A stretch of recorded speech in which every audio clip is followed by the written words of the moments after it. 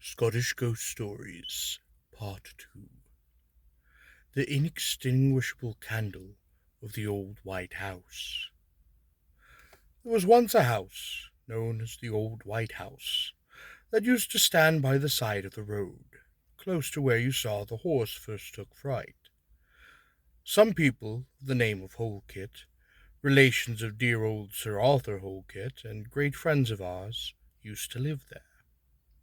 The house, it was most popularly believed, had been built on the site of some ancient burial ground. Everyone used to say it was haunted, and the Holkits had great trouble in getting servants.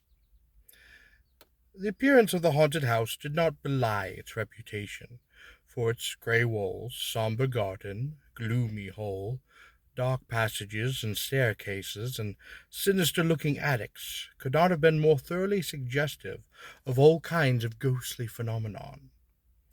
Moreover, the whole atmosphere of the place, no matter how hot and bright the sun, was always cold and dreary, and it was a constant source of wonder to everyone how Lady Holkert could live there. She was, however, always quite cheerful, and used to tell me that nothing would induce her to leave a spot dear to so many generations of her family, an association with the happiest recollections of her life. She was very fond of company, and there was scarcely a week in the year in which she did not someone have someone staying with her. I can only ever remember her as a widow, her husband a major in the Gordon Highlanders, having died in India before I was even born. She had two daughters, Margaret and Alice, both considered very handsome, but some years older than I. This difference in age, however, did not prevent our being on very friendly terms, and I was constantly invited to their house in the summer to croquet and to archery, and in the winter to balls. Like most elderly ladies of that period, Lady Holkett was very fond of cards, and she and my mother used frequently to play bisque or cribbage, whilst the girls and I indulged in something rather more frivolous. On these occasions, the carriage always came for us at 10, since my mother, for some reason or other, I had a shrewd suspicion it was on account of the alleged haunting, would never return home after that time. When she accepted an invitation to a ball, it was always conditional that Lady Holkert would put us both up for the night, and the carriage used then to come for us the following day. After 1 o'clock luncheon, I shall never forget the last time I went to a dance of the old White House, though it was now rather more than 50 years ago. My mother had not been very well for some weeks, having, so she thought, taken a cold internally. She had not had a doctor, partly because she did not feel ill enough, and partly because the only medicinal man near us was an apothecary, of whose skill she had a very poor opinion.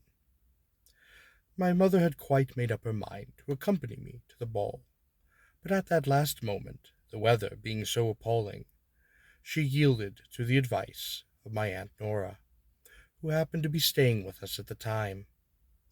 She chaperoned me instead. It was snowing when we set out, and as it snowed all through the night and most of the next day, the roads had become completely blocked, and we had to remain at the old White House from Monday until evening till the following Thursday.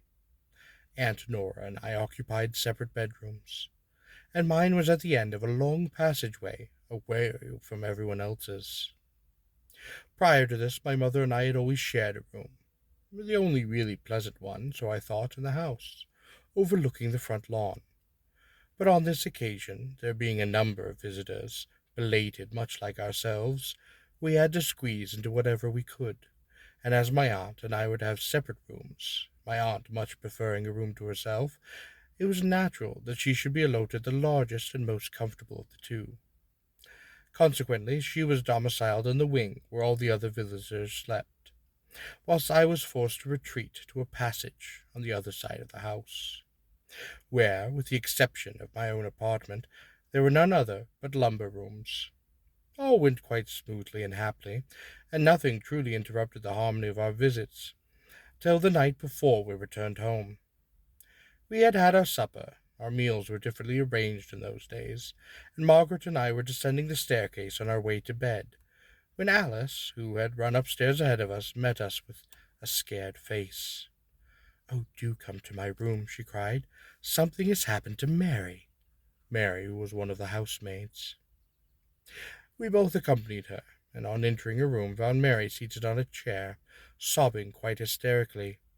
One only had to glance at the girl to see that she was suffering some very, very severe shock. Though normally red-cheeked and quite placid, in short, very healthy, stolid creature, the last person to ever be easily perturbed, she was now without a single vestige of colour, whilst the pupils of her eyes were dilated with terror. Her entire body, from the crown of her head to the soles of her feet, shook as if with ague. It was immeasurably shocking to see her. "Why, Mary," Margaret explained, "whatever is the matter? What has happened?" "It's the candle, miss," the girl gasped. "The candle in Miss Trevor's room. I can't put it out." You can't put it out? Why, what nonsense, Margaret," Margaret said. "Are you mad?" "It's true as I sit here, miss," Mary panted.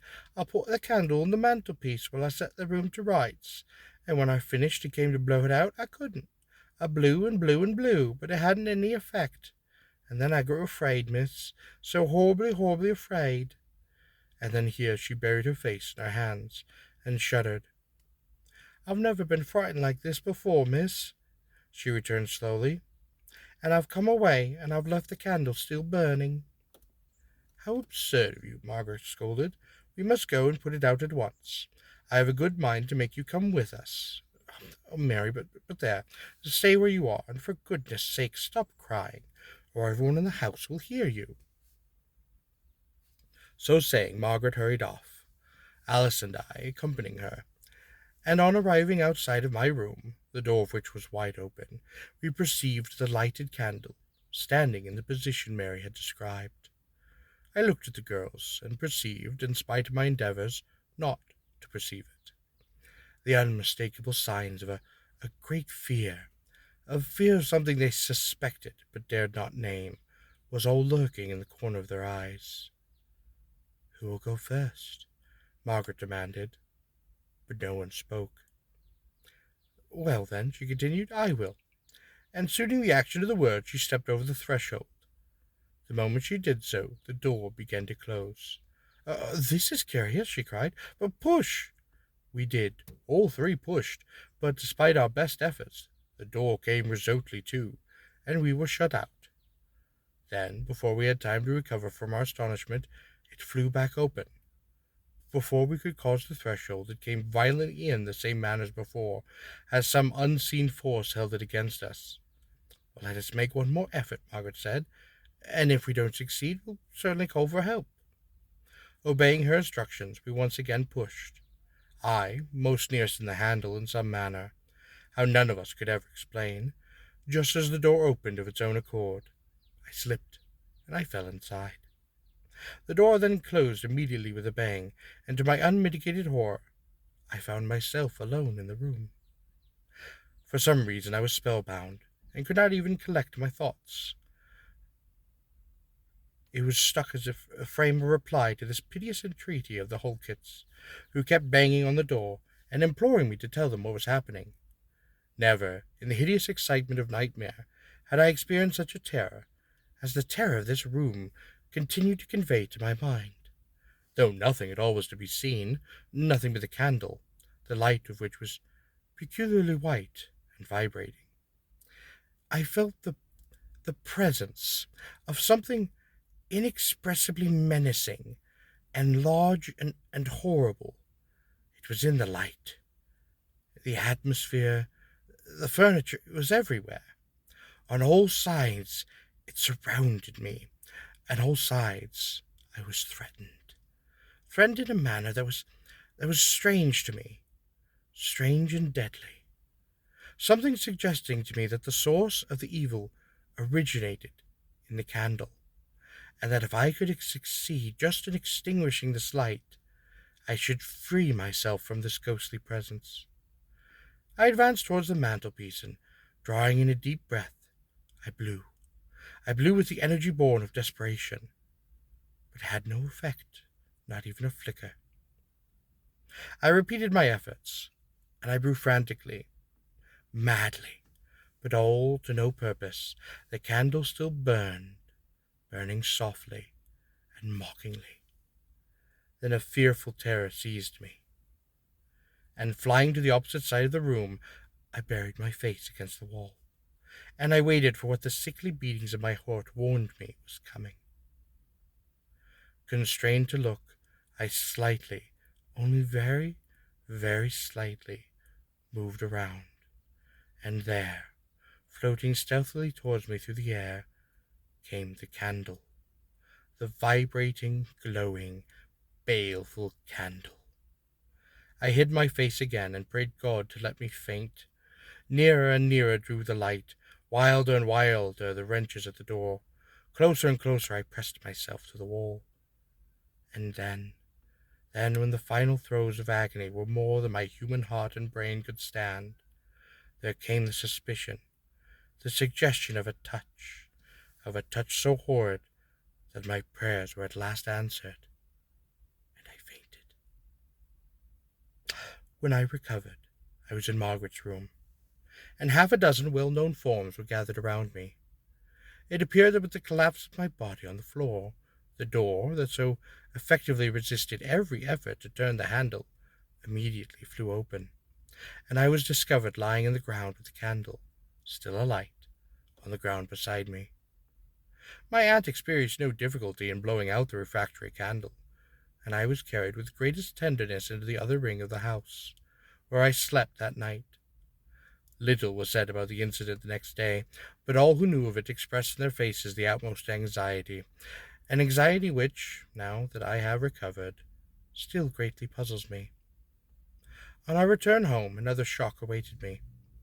We found to our dismay that my mother was quite seriously ill, and that the doctor had been sent for from Perth the previous evening, just about the time of my adventure with the candle, had stated that she might not survive this day. His warning was fulfilled. She died at sunset. Her death, of course, may have been nothing at all to do with the candle, yet it struck me as an odd coincidence, and it seems all the more strange to me after hearing your account of the Bogle that touched your dear father on the road, so near the spot where the Holkit's house once stood. I could never discover whether Lady Holkit or her daughters ever saw anything of a superphysical nature in their house, and after my experience they were always very reticent on this subject, and naturally I did not like to press it. On Lady Holkit's death, Margaret and Alice sold the house, which was eventually pulled apart and down, so no one would ever live in it, and I believe the ground on which it stood is now simply a turnip field. And that, my dear, is all I can tell you. Now, Mr. O'Donnell, Miss MacDonald added, having heard our experience, my mother's and mine, what is your opinion? Do you think the phenomenon of the candle is in any way connected with the Bogle both you and I have seen? Or are the hauntings of the old white house entirely separate from those of the old road?